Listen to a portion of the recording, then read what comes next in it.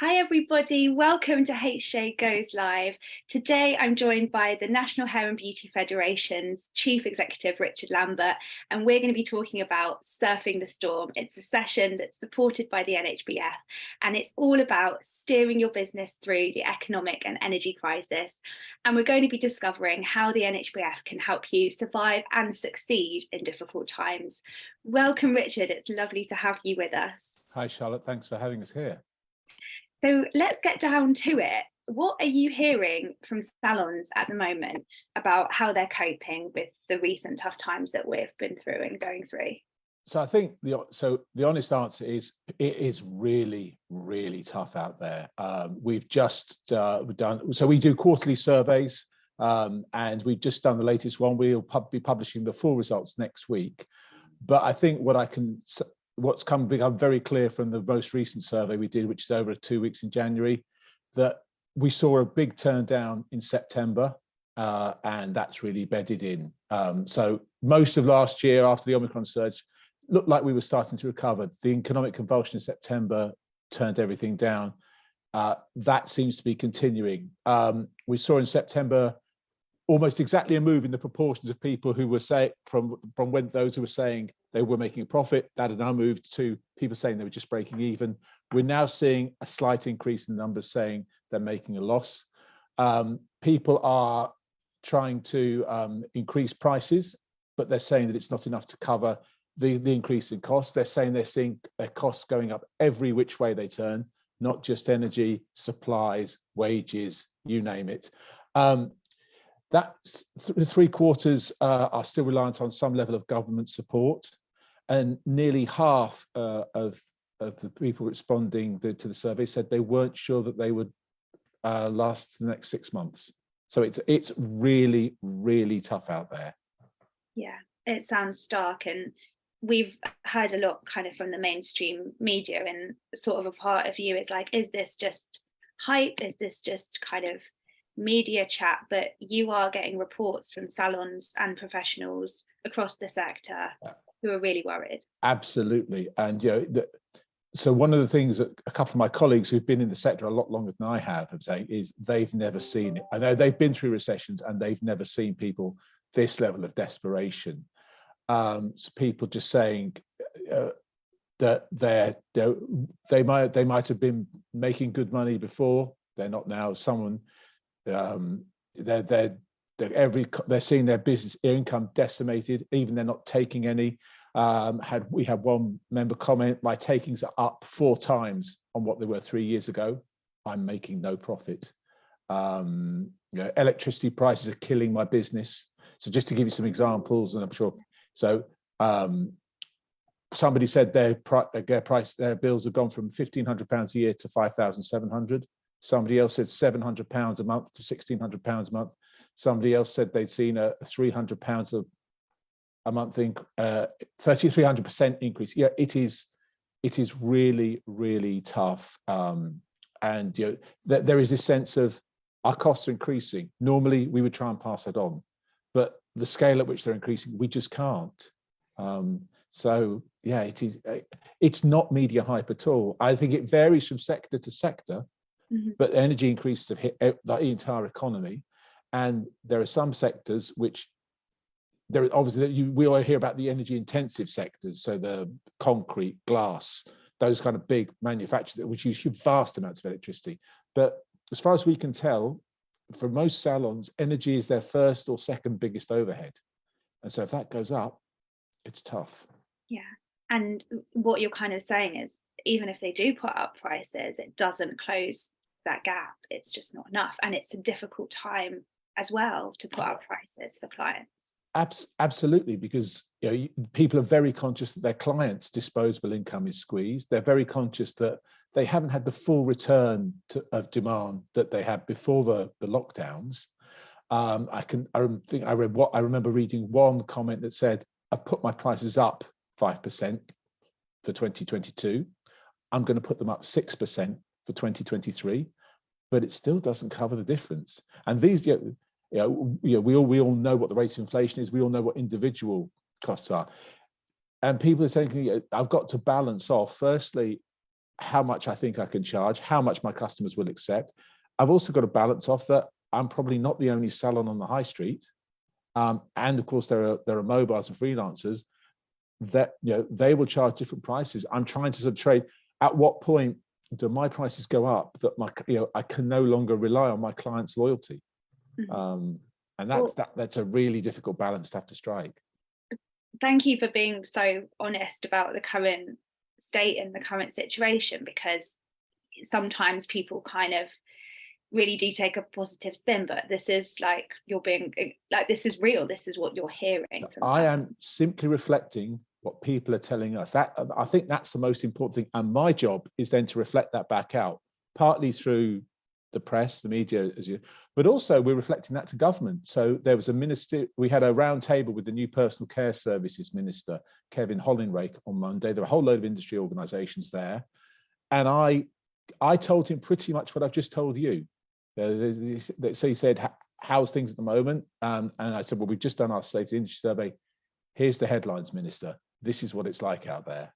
So, and we have a very good working relationship with government, which we've built up over the years. So when we do those surveys, once we've we've closed them, we anonymize the data, we take out anything that could identify the individual respondents, and then we give the entire raw data to BEIS, to the Department of Business, so they can start to analyze it from their perspective and use it to inform what they're doing within government, because the government is not like a monolith. You've got all the different departments all making their own separate arguments, and BEIS will go and make our sector's arguments to the other departments, to the Treasury, to Number 10, to try and sort of say, this is what's happening in this sector, and this is what's going on. This is what we think might need to happen. Now, when it comes back out, obviously government is it has one answer and one line, but I can promise you internally there is a lot of debate and discussion.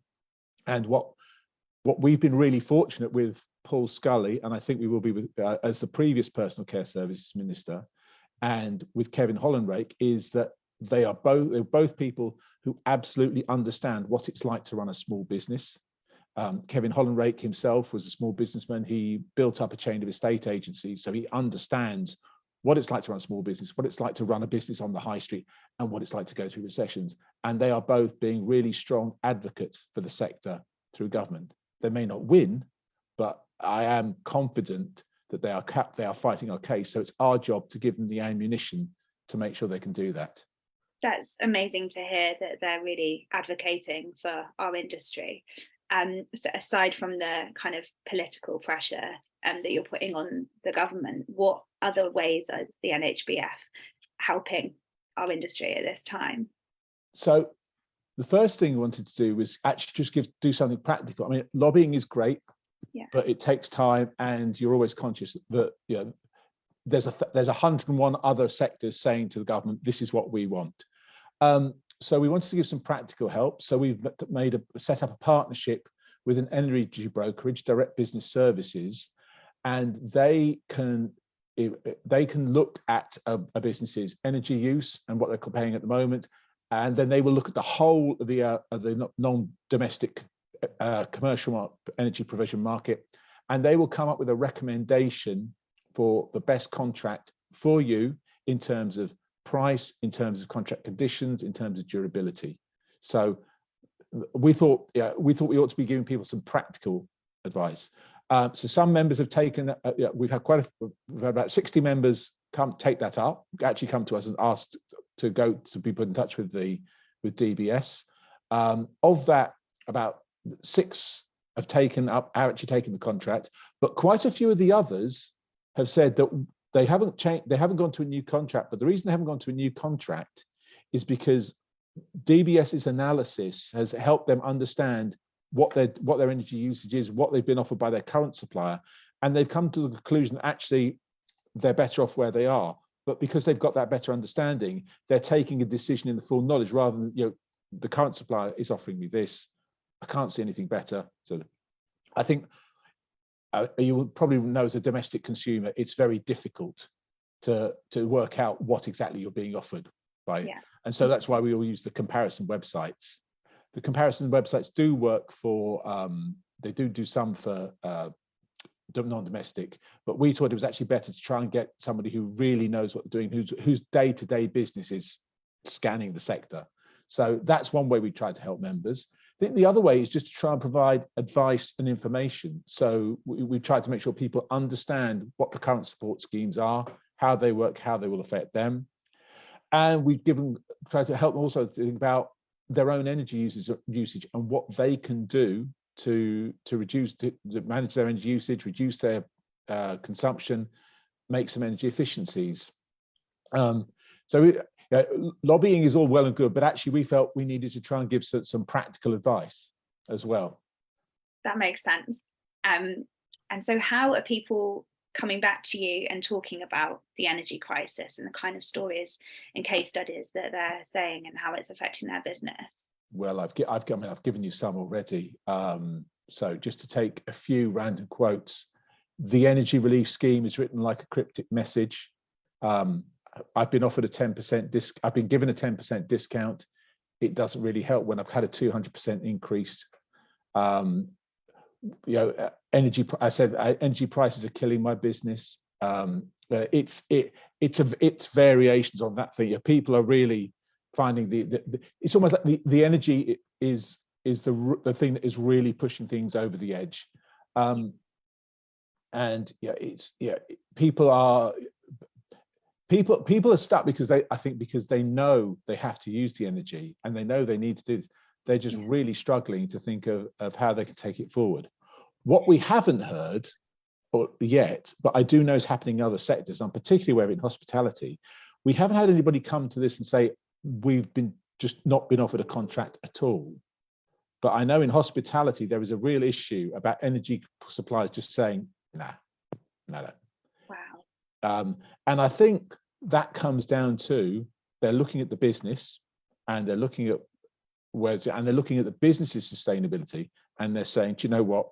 We don't think you're going to be able to pay it whatever we offer you. So we'd rather not just have the bad debt. That is a really difficult thing. And so without just repeating what we've been saying about lobbying, one of the things, so we've just put in our submission on the budget, which is in March. One of the things we've said is, firstly, the Ofgem needs to be giving better advice on the non-domestic sector. That's particularly support where the supply is raising the prices significantly, where they're increasing daily charges, because all the support goes on the wholesale price, but there's still the retail price and there's still the standing charge. And we've seen suppliers compensating there. And I think we've also said you've got to push the suppliers towards more flexible plans, more flexible payment plans, get some support for energy efficiency measures, because there's all these things that just help keep businesses going. The real message I'm getting back from members, if I can just sum it up in one line, is all we're focused on is how we keep the door open to the end of the week and how we make sure we can open it up next week and get to the end of next week. I think people are just so focused on that. So anything we can do in terms of practical help is what we're trying to do, but also we need government to be aware of that and to be providing support, as much support as it can. Yeah. Going back to what you said about the kind of restaurant business side of things, and energy companies are saying, we're not going to give you a contract. Do you predict that would happen to our industry as well, or? I don't know. I don't know. I have to be honest. I have only heard anecdotes of that. I don't know how prevalent it is, but we are starting to hear that from that sector. Gosh, that's really interesting. Yeah. But I haven't heard anybody in the hair and beauty sector say to us, they've just refused to contract with us at all. Yeah. I have heard people saying what I'm being offered is almost impossible, but I've not had anyone actually come and say that yet. But again, if people are in that situation, we would be really interested to know.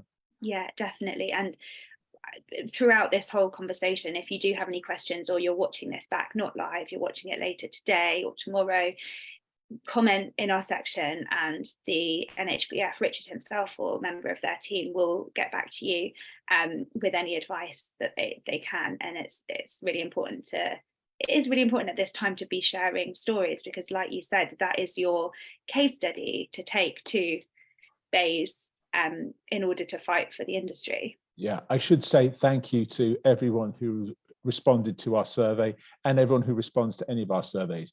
Yeah. I know it's a pest sometimes being asked to fill in a survey. The information we get from those surveys is absolutely invaluable. That's how we build the case, and that's how we persuade government.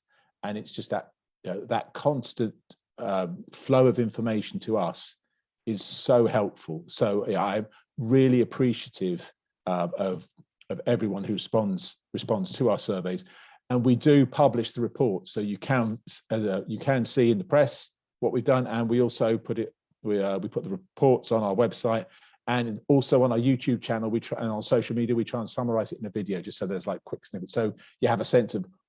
Yeah, I think one of the things that people often find when they're running a business is it's very lonely, because you know what's going on with you, you don't know what's going on anywhere else. Actually, what people often say to me is, when I read your survey reports, I actually think, oh, it's not just me.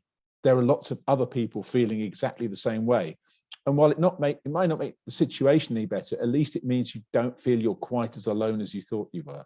Yeah, and I'm not quite as alone as I thought I was. Yes. It's the cat that's come to join me.